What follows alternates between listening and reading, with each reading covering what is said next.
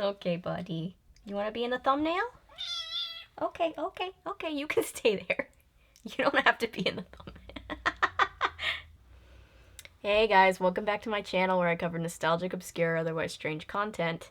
Look, I'm joined by my little foster kitten today. He doesn't really have a name yet, but isn't he cute? He gives off big, like, Victorian gentleman energy. We love him. Today we're looking at an episode of Beyond Belief Fact or Fiction. I've already covered a few of these episodes, and you guys just really like them, and I really like doing them, so we'll just keep doing them. If you don't know, if you haven't watched any of the previous videos that I'll link, they're on my playlist. Whoa! Okay. If you haven't seen the previous videos, or you haven't seen the show, Beyond Belief would tell you 5 short stories, and you would have to guess at the end which ones were based on truth and which ones were complete fiction. And you could never guess. It was purposefully, like, so hard to guess. I know, it was so hard. This episode has a couple of stories, a couple different stories that were requested, so we'll get to a couple different requests all at once today. If the story that you suggested is not in this episode, don't worry, I have more Beyond Belief videos planned soon, so just hang tight for that. We'll get to it. But yeah, let's jump into it. Beyond Belief, Fact or Fiction. Hosted by Jonathan Frakes. Yes, we stand Jonathan Frakes, don't we? This structure. Some might call it a box, others a square, still others a cube. It looks bent. Massive confusion. See? Tonight, you will view a number of stories, and your challenge is to view them and decide which are inspired by actual events and which are a mass of lies. That's code for they make all the real stories seem very fake and they make all the fake stories seem plausible. Step right up, ladies and gents. Keep your eye on the little P. Which shell is it under? Hey, I feel like we're watching the supernatural anime again. Fast Eddie Glecken grew up running games like this, and he loves what he does. So this first story is about a guy who likes to cheat people at gambling, and he's a terrible father. Eddie was the owner of a cheap tavern in a rundown section of Brooklyn where I tended bar. He was the kind of guy who would cheat his best friend out of $1 and brag about it afterward. It starts out with a narration from the character who's, like, supposed to be his best friend, and he's like, yeah, Eddie was a piece of shit, total garbage. I love the guy. I came to get the money you owe me, Eddie. I don't owe you nothing. And you're nothing to me. You were a mistake. Ah, ouch. No. Don't you care about your kids? I care about me. Eddie Glecken, not those brats. Alright, so we all hate this guy, right? We all want this guy to get what's coming to him? Okay. So he's doing his thing. He's swindling people. And then this pretty lady shows up. And he's like, hello. Baby, where did you come from? I've never seen you in here before. She plays him. You lose. You cheated, Eddie. He wins. She's like, you're a cheating piece of shit. I'll be back. And then we'll play by my rules. And she swears revenge. For the next 2 weeks, Fast Eddie couldn't win at anything. So now he goes on this massive losing streak where he cannot win at anything, which is insane when you can't even win by cheating. So, you know, he's really having bad luck. Craps, poker, 3-card monte, whatever the game, he lost big time. And the narration is trying to keep us up to date on all of the bad luck of Eddie, but also still wants to, like, covertly objectify this lady. He didn't know how, but he really believed that beautiful babe at the bar had put the jinx on it. Yeah, Eddie was having the worst luck. Must have been that smoking hot babe at the bar. Hey, boss. High card wins for Buck. And then he wins one thing, and he's like, hey, I'm not cursed. And then he goes back to cheating people, like, immediately. He's learned nothing. Hey, you won! Hey. And there was no sign of that good-looking chick anywhere. And then the ex-wife, ex-girlfriend, whoever, comes back. The baby's sick, and he needs to see a doctor. I don't have any money. You're embarrassing me in front of my customers. And I love how Eddie's just comically the worst. Just, like, absurdly terrible. If you don't get out of here right now, I'm gonna call a cop. And you know they're all buddies of mine. That figures. Well, that was just unnecessary. And then that lady from before comes back, you know, the one that the narrator has a thing for. Good-looking chick. And we all know that she's gonna get him, but the question is how, right? And the how is my favorite part. She bets him 100 grand against his bar. You flip. Heads I win, tails you lose. On heads I win, tails you lose. Yeah, really. What are you doing, Eddie? Shut up. And he falls for it. He deserves to fall for it. He's a jackass, but my goodness. Heads. I win. Congratulations, Jenny. The tavern's yours. And then she gives the bar to his poor ex-wife. Who are you? I gotta know. There's one thing for sure, Eddie. You'll never win at anything again. And curses him to never win anything ever again. I guess we can only hope that Eddie learned his lesson afterwards and became a better person and, like, turned his life around and stuff. Fast Eddie Glecken only lived another 2 weeks. He threw himself off the Brooklyn Bridge. Oh my god. Good God. Who was the mysterious woman who seemed to hold Eddie's fate in her power? We all know that I'm not going to be able to guess, Jonathan. It's okay. Next, a photographer learns the true meaning of the words ghost town on Beyond Belief. I feel like those words are kind of self-explanatory, no? Why are you eating my sleeve?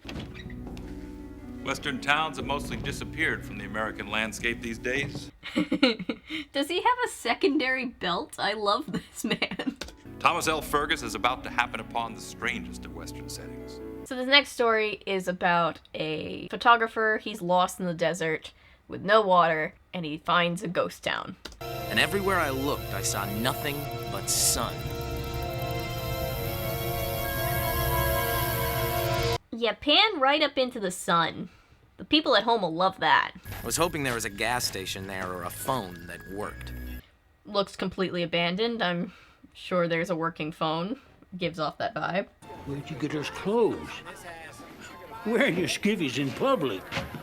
Okay, we all know where this is going, but I have to say, they both look super fly, but this guy's got like a beat-up hat and a shirt that I don't think has been washed ever, so I don't really think he's the one to be giving fashion advice. But, you know, to each their own. Just saying. Ugh. Ugh, right? It's gross. Stop spitting! I hate it. Not you. You're fine. Hi, y'all. So, he's not picking up on it. I know you're probably picking up on it. He has gone back in time. What'll you have? A cold beer. We got beer, but it ain't cold. Yeah, it's a pre-refrigeration era, dude. That'll be 2 bits for the beer. What is this? I knew he wasn't gonna do this, but wouldn't it be funny if he just was like, oh yeah, I have a gold filling, and just like pulled it out and gave it to the guy? What are we doing? What's this? Why is this necessary? Then you don't get no beer. He just dumps the beer back into the pitcher. And nobody's making any sense here. Yeah? Well, the heat can play tricks with your mind, son. I mean, I've had heat stroke a couple different times. I've never hallucinated Cowboys. Worst thing that happened to me is I threw up at Centennial Olympic Park. What year is it? So this dude's playing his own personal game of, will people think I'm crazy or will they just think I'm a witch? Do you mind if I use your phone? Use my what? Like, they don't know what cameras are, dude. They're gonna burn you at the stake for that kind of thing.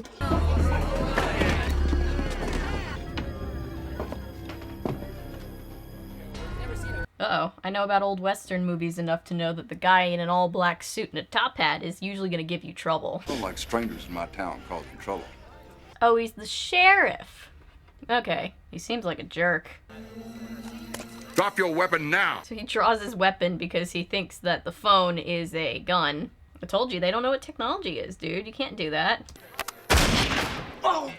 He just shot a hole straight through the guy's phone! Although if he's an 18 whatever, he's not gonna get cell service. But, you know, he could have used it when he got back to the real, well, it is the real world. He could have used it when he got back to the modern day world. And then he gets hauled off to jail. So he spends the night in an old-timey jail cell. I woke up the next morning in a jail cell.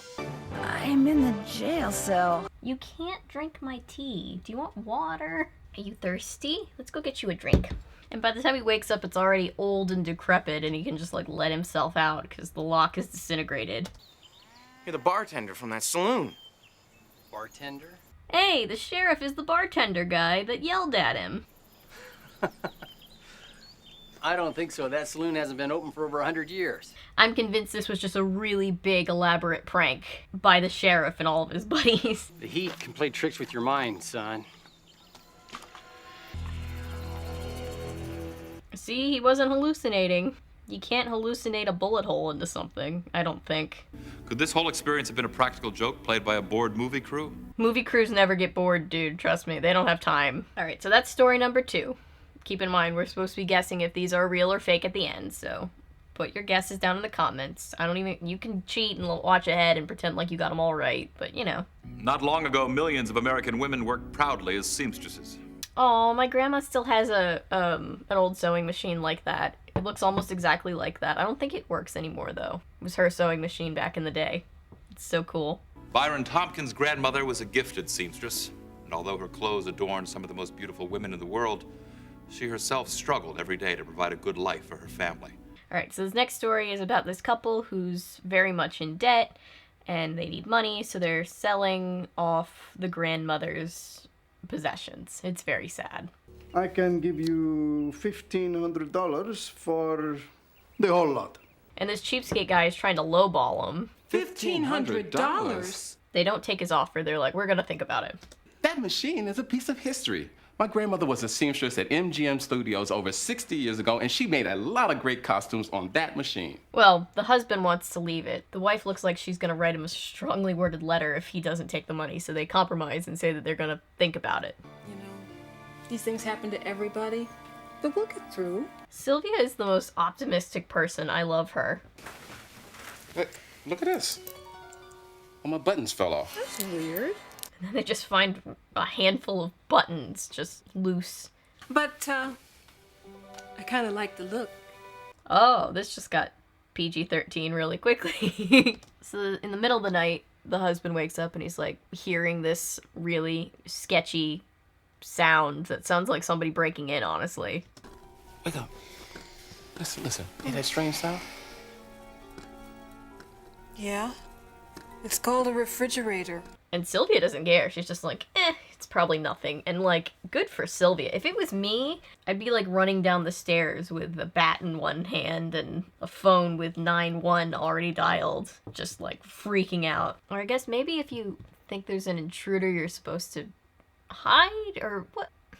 I don't know what my procedure would be in that situation. I really needed a plan in case that happens. Uh-oh, flying, I almost said sewing cord. Good. Thread. The thread is flying everywhere.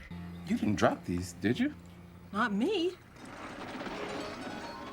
It's coming from the attic. So they go up to the attic and the sewing machine is just doing its thing. Sewing like sentient sewing machines do.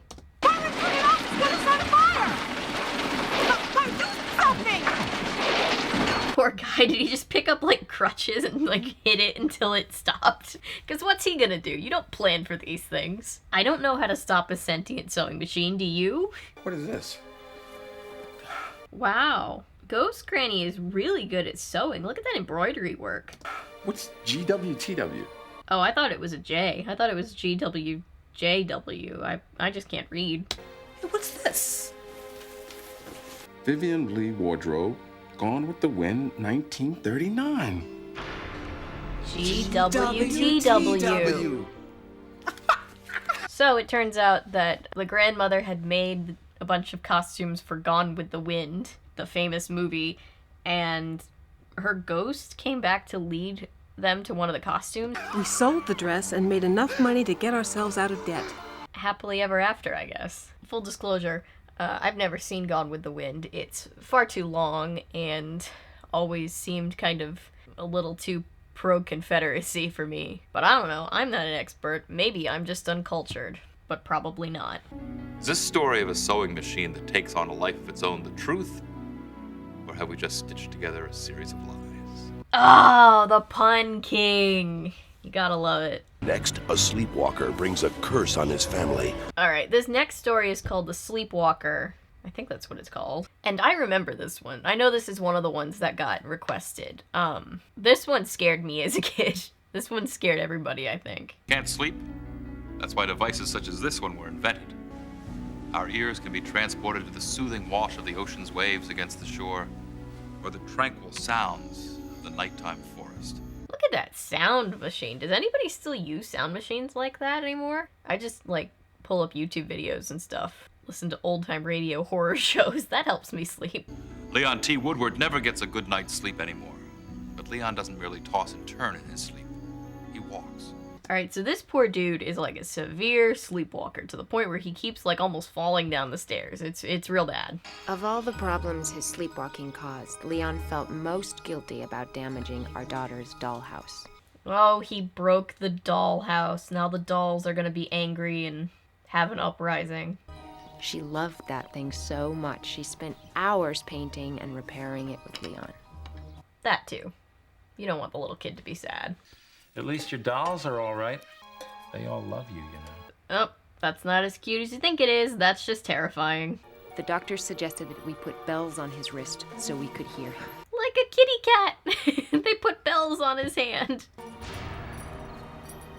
Here comes Santa Claus, here comes Santa Claus, right down Santa Claus Lane. I even suggested a psychic healer named Madame Tula.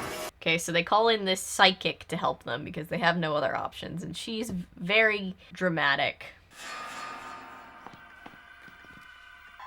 You have been hexed. She's like the stereotypical Hollywood psychic that's like, ooh, you're gonna die, or something. Like, why does Hollywood portray all the psychics exactly the same? Like, just once I want to see a psychic whose name is like Herb, and he's into like organic coffee or something. You know, just something, just switch it up a little bit, just defy my expectations. And then he can come in and tell you that you're gonna die. It'd be great.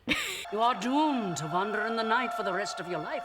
Alright, so then he goes sleepwalking again, and he doesn't, it sounds like he just like went out for a nice little jaunt. He sleepwalks again, and this time he goes completely missing. She can't find him. It's very sad. The police are called. You will find him, won't you? Let's hope he just comes home. That doesn't sound very comforting. I mean, I know they don't have any answers for her, but like, poor lady. Hi, Mom. No, not a word. And so she's on the phone, she's crying, she's like, the psychic was right. He died, I think. What is it, honey? I know where Daddy is. And then the little girl's like, oh, I know where Dad is. And she's like, huh? Knocking my book over, hang on. But he's here, in my dollhouse. I don't like where this is going. Look. I don't like that look on her face. There, in Peggy's precious dollhouse, was a doll I had never noticed before. There's a doll that looks just like him, so like, I don't even know what I'm supposed to think happened in this situation. If this is supposed to be something paranormal, did he turn into the doll? Did his ghost make the doll? Is it a Coraline situation? Has he been stolen by other mother? What happened here? Well, the doll's really creepy, too. Are you ready to decide if this tale of the strange somnambulist is real? No, I want to sleep on it. Would you like to sleep on it? Oh! That's what he said. Okay, we're almost done. One more story to go. Are you keeping track? Do you have your guesses? I don't. I barely remember what we just talked about 3 seconds ago. Anyway. Neighborhood laundromat. Up until 20 years ago, most people living in a big city cleaned their clothes in storefronts that housed machines like these. See, Jonathan Frakes needs to, like, pitch laundromats. I think if he started making commercials for laundromats, they'd be, like, a thing again. Like, there's still a thing. People still use laundromats, but, you know, they'd be, like, super popular again. But it was also a place where you could see friends, catch up on some reading, or even strike up a new romance. And also, I think laundromat is a brand, right? Laundromat? Like, it's just a laundry machine room otherwise. My brain is very scattered today. This is very chaotic. I need to take my meds, man. Maria Sanchez owns one such place. Her faith keeps her hanging on. Anyway, this story is about this lady who's lost her husband. She's trying to keep their laundromat afloat by herself, and she's got this... I wasn't expecting you today. What do I have to make an appointment? I own the place. kind of asshole landlord. I can't give you any more extension on your rent. In fact, I gotta bump it up another $10. I got a business to run. And she's got a business to run too, dude. If you can't pay, I'm gonna have to evict you. Not that I'm gonna like doing it, but it's the way it is. I'm not gonna like it. So you're not gonna evict? No, I'm definitely gonna evict you. I just won't like it. Doesn't that make you feel better? Mr. Flint, why are you doing this? We go so far back. Why are you making this so hard for me? She's way too nice to him, by the way. She, like, feels bad for him even though he makes her life miserable. Dirtbags broke into my house last night. They took some things that meant an awful lot to me. Things I can't replace ever. Oh, well, that is kind of sad, I guess, but you don't need to be an asshole about it. I will pray for you.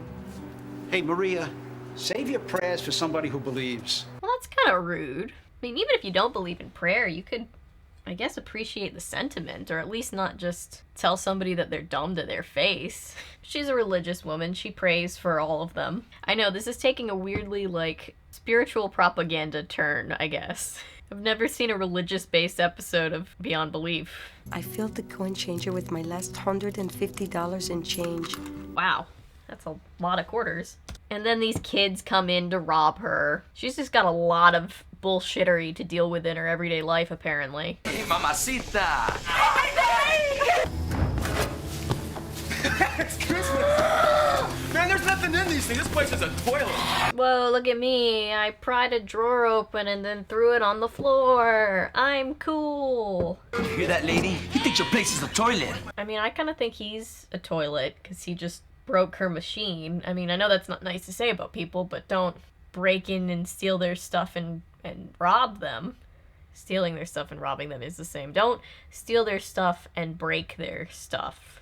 They were using slugs instead of quarters. Wow. Stealing quarters. What a score. Yeah! Yeah, because you put a slug in and then a quart. What did you think was gonna happen, Kyle? So they get away with her money. They trash a bunch of stuff. It's destroyed. There's gonna be thousands of dollars worth of damage here. And then the landlord blames her? What the hell? I'm breaking the lease. You're out of here. And then plot twist. Looks like they were putting these old coins in your change machine. I don't believe it. They're all here. They're his coins that got stolen last week from his house. The robbery I told you about. They took my coin collection, old English pennies. They're worth a fortune. Belonged to my father. So these dumbasses stole a bunch of priceless old coins and were using them to get quarters out of a laundry machine? What? Absolute dumbasses. I thought they were gone forever. So because of this fortuitous turn of events, I like the word fortuitous, he lets her not only stay there rent-free, but he also pays to repair everything that was damaged for her. Your prayers did work. Because he sees this as, like, the miracle that she prayed for, so it's like, it's her doing that this happened, so it's sweet. They become really good friends. It's a nice way to end the story. It's heartwarming. My heart is warmed. Do you believe in this tale of the power of faith? Or on closer examination, do you find that it just doesn't wash? Just tell me which ones are true and false, Jonathan. Okay, now we all get to guess. I don't know. I haven't seen this yet, so I'm as in the dark as you are. How about the story of the gambler whose luck was changed by a woman with mysterious power? I mean, heads I win, tails you lose. In essence, this is highly plausible. Like, this is just a story of, like, an asshole guy getting beaten at his own game, right? So let's say true. It could be true. If you thought this story was based on a real-life occurrence, you're right. Oh, I got one. I'm on the leaderboard. It's inspired by a bar and grill where a similar story took place in the late 70s. They hedged about 6 different ways by being like, well, it's based on a thing that kind of, sort of, maybe happened. But you know what? I'm gonna take the win where I get it. Let's take another look at the man who found himself surrounded by the ghost of the Old West. This one just feels like a made-up story. This just feels like something that, like, the writers were like, you know, it would be funny if a guy accidentally went back in time and then got his phone shot at by an old-timey sheriff. Like, it feels like an episode of The Twilight Zone, so let's say false. Did you think this story really happened? No. We got you, partner. It's a fake. Ah, I got 2! And what was your opinion of the sewing machine that saved a young couple's future? This one I almost feel like this one could be true too, just because all it boils down to is people who found an old valuable thing that their grandma made, right? Like, you know, Somebody could have found a dress from Gone with the Wind and realized that their grandmother made it. Was this story inspired by an actual event?